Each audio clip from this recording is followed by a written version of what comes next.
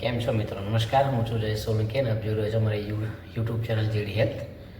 નવા વર્ષના સૌ મિત્રોને મારા નમસ્કાર, હેપી ન્યૂ યર.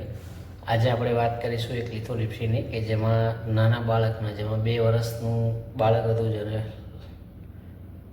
16-17 mm નો સ્ટોન હતો એને કિડનીની અંદર, અને એને સારું એવું રિઝલ્ટ મળ્યું છે અત્યારે, પણ ચાન્સીસ છે એના હજુ એક વખત કરવાના. પેશન્ટના નાનું બાળક હતું એટલે પેશન્ટના આપણે સિડેશનમાં કર્યું છે, બેભાન કરીને કરેલું છે બચ્ચાનું, જેના લિથોટ્રિપ્સી પહેલાંના સંપૂર્ણ રિપોર્ટ્સ એના, જેમ કે સીટી આઈવીપી નાથી બધું કરાવવાનું હોય, બ્લડ રિપોર્ટને આપણે બધા એના કરાવી લીધેલા, નોર્મલ હતા. પીડિયાટ્રિક રેફરન્સ તેમજ બાળકોના ડૉક્ટરોને બતાવીને એના પછી એની ફિટનેસ આપ્યા પછી બાળકને આપણે ઓપરેશનમાં લિથોટ્રિપ્સીમાં લીધું હતું. સવારે મેં એની પ્રોસિજર કરી હતી બાળકની. હું તમને મારા વિડીયોના એન્ડમાં હું તમને પેશન્ટના ફોટોસ જે લિથોટ્રિપ્સી કરી છે એના ફોટોસ તમને હું શેર કરીશ, તમે જોઈ શકો છો. કહેવાનો મતલબ એમ છે કે નાના બાળક, 2 વર્ષના બાળકની અંદર 16-17 mmની પથરી એટલે ઘણી મોટી કહેવાય.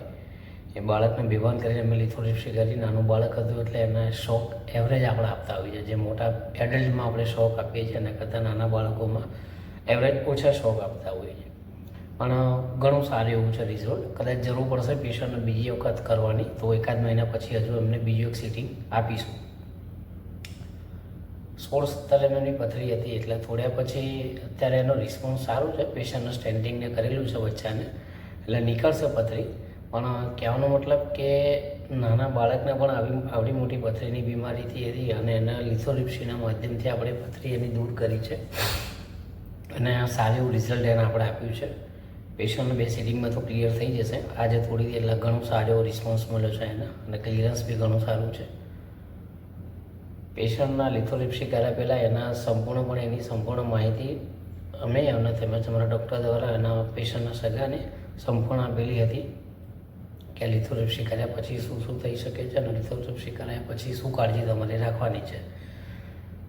નાનું બાળક હતું એટલે ઓપરેશન લિથોટ્રિપ્સી કર્યા પછી જ્યારે બહારમાં હું ત્યારે બહુ રડ્યું હતું અને બહુ હેરાન થયું હતું, પણ મીનવાલ જ્યારે ડિસ્ચાર્જ કર્યું ત્યારે બાળક સારું હતું, કંઈ પ્રોબ્લેમ નહોતો થયો અને સરસ પતી ગયું છે.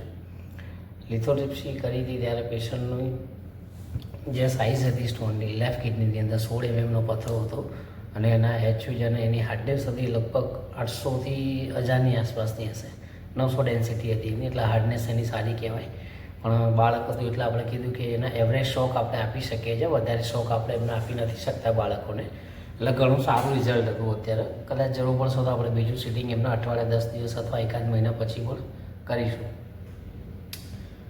જનરલી બાળકોની અંદર શું હોય છે કે એક સિટિંગની અંદર પથરી નીકળી જતી હોય છે, બહુ વાંધો નથી આવતો. અને ઘણા એવા કેસ કરે કે જે નાના બાળકોમાં એક સિટિંગમાં પથરી એમની ક્લિયરન્સ થઈ જતી હોય છે. સ્ટોન પેશન્ટનો થોડો હાર્ડનેસ હતો, લિથોટ્રિપ્સી કરી એના દરમિયાન સારો બ્રેક થઈ ગયો છે. 15-20 મહિના પછી ફરી રિપોર્ટ્સ કરાવીને જોઈ લઈશું. જરૂર પડશે તો એક સિટિંગ કદાચ હજુ આપણે એને આપીશું, પણ ઓલ ઓવર એનો રિપોર્ટ્સ સારા છે અને પેશન્ટને સારું છે, વાંધો નહીં આવે, નીકળી જશે પેશન્ટને લિથોટ્રિપ્સીના માધ્યમથી. તો હું આશા રાખું છું, તમને જણાવવા માગું છું કે કોઈ પણ પથરીનું ઓપરેશન કરાયા પહેલાં તમારા જે ડૉક્ટરને તમે બતાવતા હોય એમને લિથોટ્રિપ્સીની માહિતી લો. લિથોટ્રિપ્સીથી વગર ઓપરેશનને જો પથરી નીકળતી હોય લેઝરથી થોડાથી, તો કોઈ પણ જાતનું ચીરફાડ ના કરાવશો. લિથોટ્રિપ્સીનું પહેલું પ્રિફર રાખો તમે. લિથોટ્રિપ્સીની અંદર જો આપણે અનસક્સેસફુલ થતા હોઈએ તો એના ઓપન સર્જરી અથવા જે બી ડૉક્ટર ડિસાઇડ કરે એ સર્જરીથી તમે એને કરાવી શકો છો. પણ પહેલો ચાન્સ લિથોટ્રિપ્સીનો અપાય કે લિથોટ્રિપ્સીથી વગર ઓપરેશનને જો પથરી નીકળી જતી હોય તો શા માટે ચીરફાડ કરાવવી પડે. તો આજે અમે જે કેસ કર્યો હતો નાના બાળકનું જેને 16 mmની પથરી હતી, એના સારું એવું રિઝલ્ટ મળ્યું છે. ક્લિયર પણ થઈ જશે એના, નો ડાઉટ, અને સારું થશે એના. તો મારા વિડીયોના લાસ્ટમાં હું તમને એના ફોટોસ હું તમને બતાવીશ કે પેશન્ટની પથરી કેવડી હતી અને કેવું સિટિંગ રહ્યું છે એનું અને કેવું રિઝલ્ટ છે એનું, એ હું તમને બતાવીશ. તો આશા રાખું છું તમે મારા આવનારા નવા વિડીયોને તમે લાઇક, શેર અને સબસ્ક્રાઈબ કરતા રહેજો. હું આવનારા નવા વિડીયો અને નવા કેસીસ વિશેની તમને આવનારા નેક્સ્ટ વિડીયોમાં તમને માહિતી આપતો રહીશ અને મેડિકલને લગતા તમામ મારાથી થશે એટલા નવા વિડીયો હું તમને શેર કરતો રહીશ. Thank you.